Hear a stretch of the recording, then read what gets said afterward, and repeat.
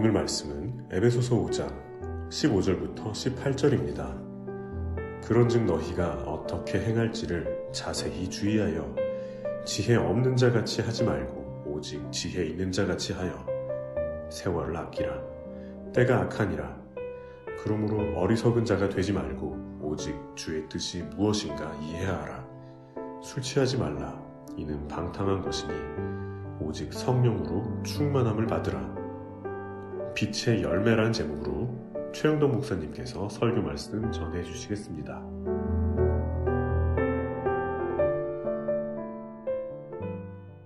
예수를 믿고 구원받은 우리들이 이 땅에서 행할 일이 많습니다. 그 중에 가장 대표적인 것이 무엇이냐면 소금의 역할을 하는 것, 빛의 역할을 하는 것입니다. 그리스도의 향기의 역할을 감당하는 것입니다. 그 가운데 빛에 대해서 오늘 생각하고자 합니다. 사도 바울은 에베소 교인들에게 하나님을 기쁘시게 하는 생활을 강조하면서 악을 버리고 빛의 열매를 맺으라고 강조합니다. 빛의 열매는 모든 착함, 의로움, 진실함이라고 에베소서 5장 9절은 이야기합니다. 다시 한번 정리하게 되면 진선의입니다. 진리 혹은 진실, 그리고 선, 착함, 그리고 의로움. 미스코리아 선발대회는 진선미라면 빛의 열매는 진선의입니다. 이것을 구체화시켜 놓은 것이 갈라디아서 5장 성령의 열매입니다. 진은 하나님과의 관계성에서 사랑, 희락, 화평에 해당되고, 선은 타인과의 관계성에서 인내, 자비, 양선에 해당되고, 의는 자신과의 관계성에서 충성, 온유, 절제에 해당됩니다.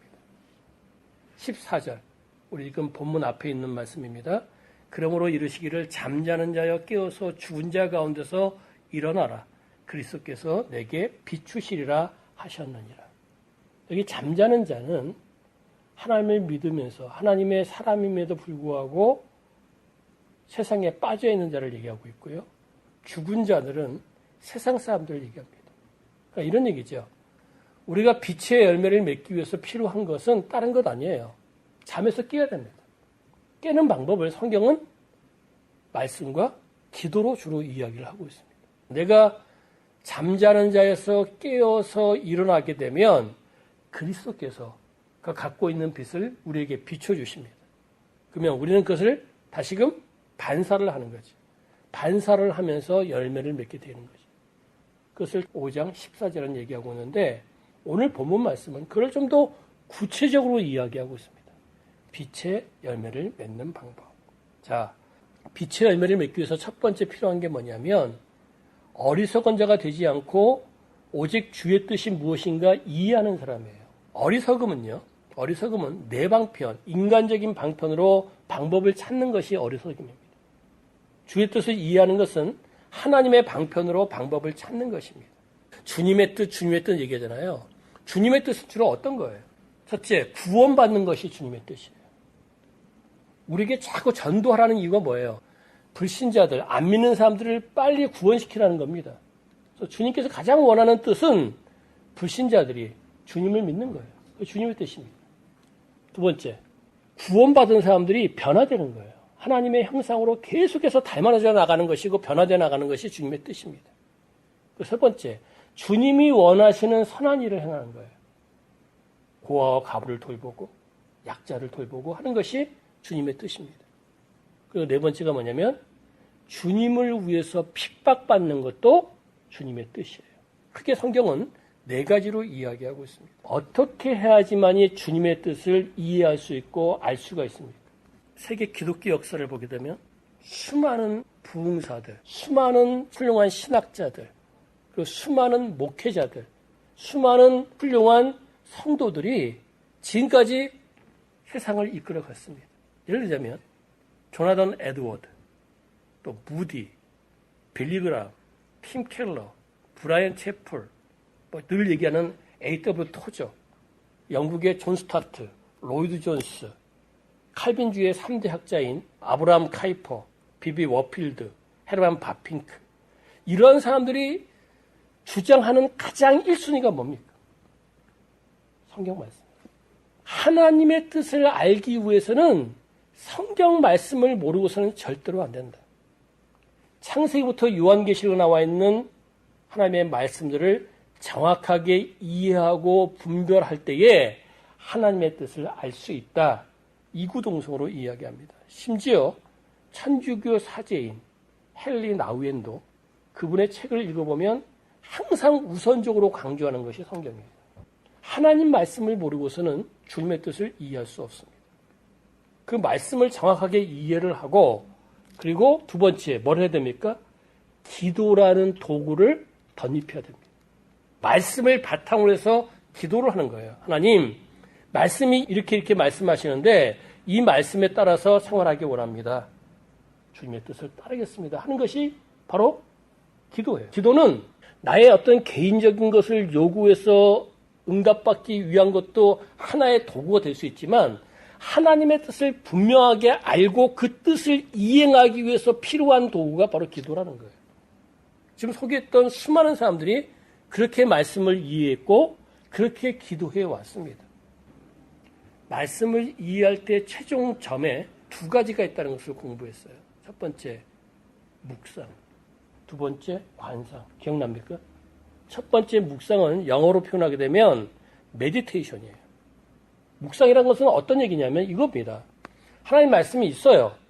근데 그것을 객관적인 하나님 말씀을 내 것으로 만드는 것, 그 주관적으로 만드는 것이 묵상이에요. 이렇게 행동하라. 그러면 이렇게 하나님이 역사하시겠다 하는 말씀을 내 것화시켜서 아멘하고 내 마음판에 새기는 것이 묵상이에요. 이것만 매일매일 잘해도 하나님의 뜻을 제대로 알고 행동에 옮기는 사람입니다. 그리고 좀 더 발전된 것이 뭐냐면 관상입니다. 영어로는 contemplation 이렇게 얘기합니다. 이것은 이런 얘기입니다. 내 마음속에 주관되어 있는 그 하나님의 말씀을 토대로 해서 지금 말씀하시는 하나님의 세미한 음성을 듣는 거예요. 하나님의 뜻을 이해하기 위해서 가장 중요한 것이 말씀이에요. 말씀을 묵상하는 겁니다. 그리고 시간이 되면 좀 더 노력을 해서 관상까지 함으로 말미암아 하나님이 지금 나에게 말씀하시는 뜻들을 이해해야 됩니다. 그것을 잘해 나갈 때에 그 사람이 빛의 열매를 맺을 수가 있는 거예요. 그리고 두 번째 뭐냐면 그 하나님의 지식, 하나님의 뜻을 알았잖아요. 그러면 그걸 어떻게 행동으로 옮겨야 됩니까? 그것이 지혜가 돼야 돼요. 지식하고 지혜는 어떤 차이가 있어요? 구약 성경은 지식과 지혜를 같이 보고 있습니다.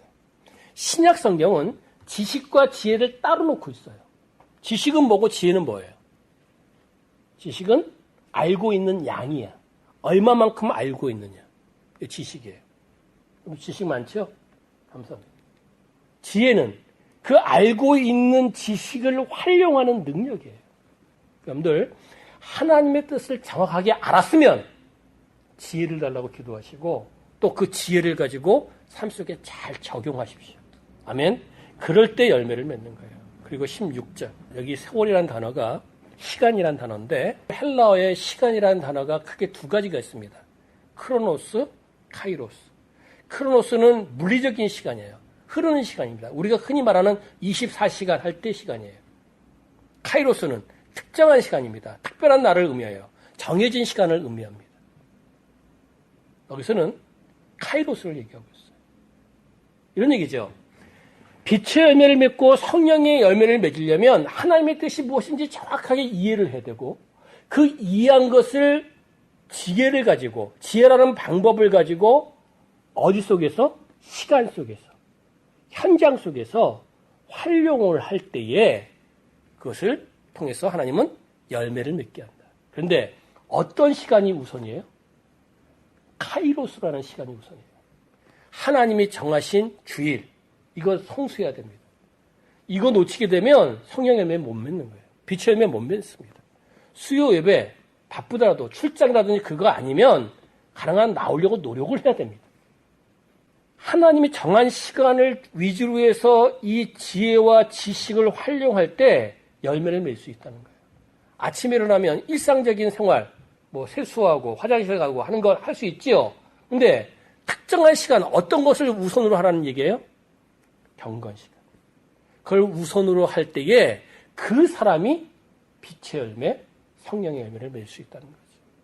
흘러가는 시간 다 중요한데 그 가운데 카이로스, 하나님이 중요시 여기는 시간을 우선으로 해서 말씀과 기도로 또 하나님의 지혜와 지식을 가지고 잘 챙겨 나갈 때에 그 사람이 성령의 열매, 빛의 열매를 맺을 수 있다고 본문은 이야기합니다. 한 달의 소중함을 알고 싶다면 미숙아를 낳은 산모에게 물어보십시오.